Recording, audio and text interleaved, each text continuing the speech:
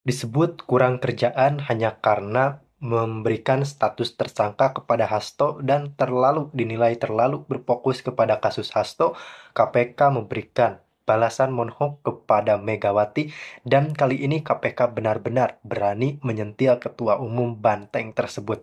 Kita akan melihat bagaimana KPK memberikan statement-statement yang sangat tegas dan lugas di balik penetapan tersangka Hasto yang disebutnya tidak ada kerjaan dan buang-buang anggaran. Kembali lagi bersama kami, kita akan membahas bagaimana dinamika antara KPK, Komisi Pemberantasan Korupsi, dan PDI Perjuangan yang semakin tidak terima karena kader terbaik atau petinggi partainya ditetapkan menjadi tersangka oleh KPK atas kasus Harun Masiku dan penyuapan kepada komisioner KPU. Dan kita akan melihat bagaimana kritik-kritik atau serangan-serangan dari Megawati menyebutkan bahwa kita ini KPK benar-benar tidak ada kerjaan dinilainya karena hanya mengurus kasus Hasto. Lah, bagaimana? Kan itu sudah tugasnya KPK, mengurusi semua tindak pidana korupsi atau suap menyuap. Tentu saja, ketika KPK tidak memberikan tersangka kepada Hasto, berarti KPK sedang mengkhianati hukum di Indonesia. Namun kita lihat bagaimana keberanian dari KPK patut kita apresiasi. Dan tentu saja hal tersebut didasari oleh dukungan langsung dari pemerintah kita, yakni Pak Presiden Prabowo Subianto, yang memberikan kewenangan penuh kepada KPK untuk menangkap, menyelidiki, serta menahan siapa saja yang memang terlibat pada tindak pidana tersebut. Kita tahu dan kita harus hargai bagaimana upaya langsung dari KPK yang ingin memecahkan kasus yang cukup rumit, yakni kasus Harun Masiku. Apakah di belakangnya masih ada tersangka-tersangka baru yang memang kali ini tengah diincar oleh KPK dan KPK akan membongkar semua itu. Ketua Umum mengkritik penetapan tersangka. Bagi kami saat ini tidak tentunya kritik kemudian juga apapun itu tidak dalam kapasitas kami untuk menanggapinya. Kami lebih fokus kepada bagaimana untuk konfirmasi ya terkait dengan tim hukum dari PDI Perjuangan ini, bahwa ada informasi terkait dengan membujuk ya, jadi KPK membujuk dan memaksa saksi untuk untuk mengaitkan kepada AK. Jadi begini Mbak, tentu kami di dalam atau penyidik di dalam melakukan penyidikan itu akan melakukan penyidikan secara profesional. Artinya kami juga tidak akan melakukan hal-hal yang dilarang KUHP maupun undang-undang yang lain. Kemudian tentu juga kita mempedomani hak asasi manusia dan peraturan-peraturan lainnya.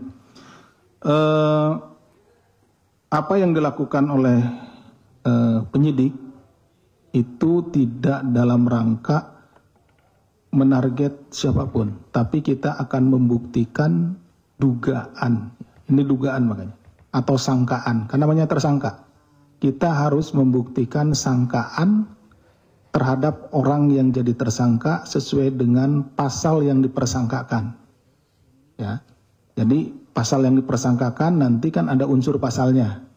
Nah, unsur pasalnya itulah yang kemudian kita carikan informasi, data, dan yang lainnya dari para saksi.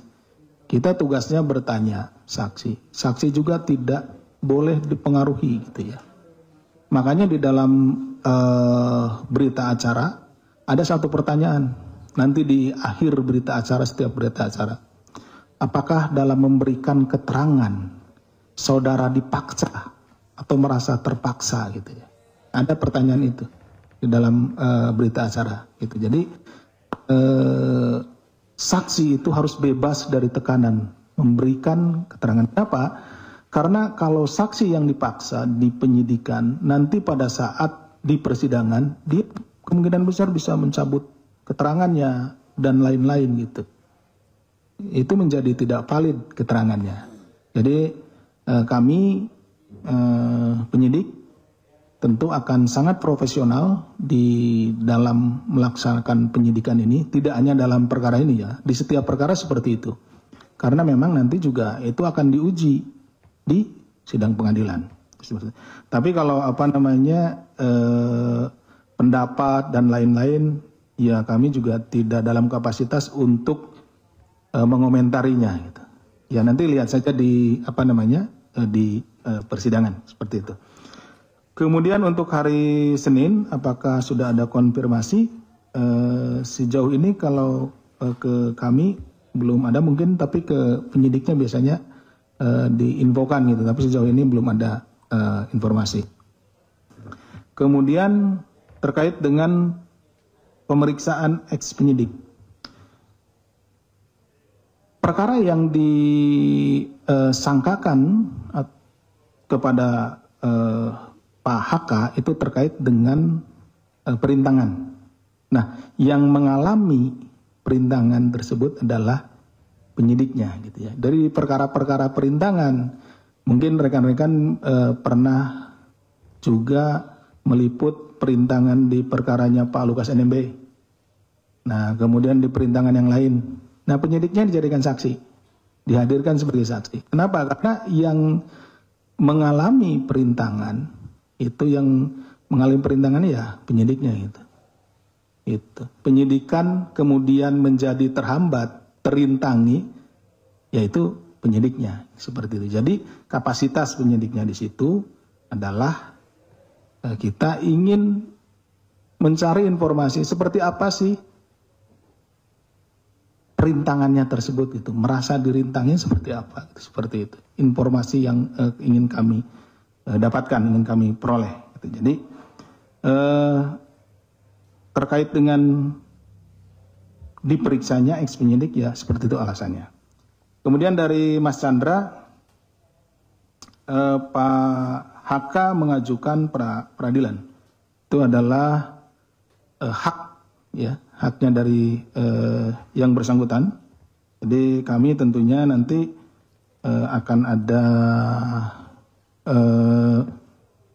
pemberitahuan kepada ini nanti Biro Hukum ya, tentu kami juga akan mempersiapkan untuk menghadapi pra-peradilan tersebut gitu. Tidak apa-apa. Itu bukan kali ini saja, hal yang biasa tersangka melakukan atau menggugat pra-peradilan kepada KPK. Kemudian hari Senin apakah akan dilakukan upaya paksa? Nanti lihat saja di hari Senin ya, kita tunggu apakah sudah cukup kecukupan alat buktinya dan lain-lainnya, tinggal kita tunggu. Kemudian Ibu Ketua Umum mengkritik penetapan tersangka. Bagi kami saat ini tidak, tentunya kritik kemudian juga apapun itu tidak dalam kapasitas kami untuk menanggapinya. Kami lebih fokus kepada bagaimana untuk memenuhi atau melengkapi setiap unsur-unsur pasal yang dipersangkakan. Jadi konstruksi perkara yang sedang kita bangun saat ini, kami lebih fokus ke situ. Itu jadi pemeriksaan saksi-saksi, tersangka, upaya paksa lain, penggeledahan, penyitaan dan lain-lain dimaksudkan untuk kita benar-benar mencari informasi dan juga bukti-bukti terkait dengan perkara yang sedang kita tangani. Kemudian ada dua kader dari PDIP, Pak SB ya, dan Ibu Maria Lestari. Ini tidak hadir kemudian perintah. Dan kita sudah lihat ya bagaimana keterangan resmi dari KPK bahwa KPK memang mengerjakan sesuatu berdasarkan fakta dan data yang relevan serta melakukan penetapan tersangka didasari atas bukti-bukti yang ada serta bisa dipertanggungjawabkan.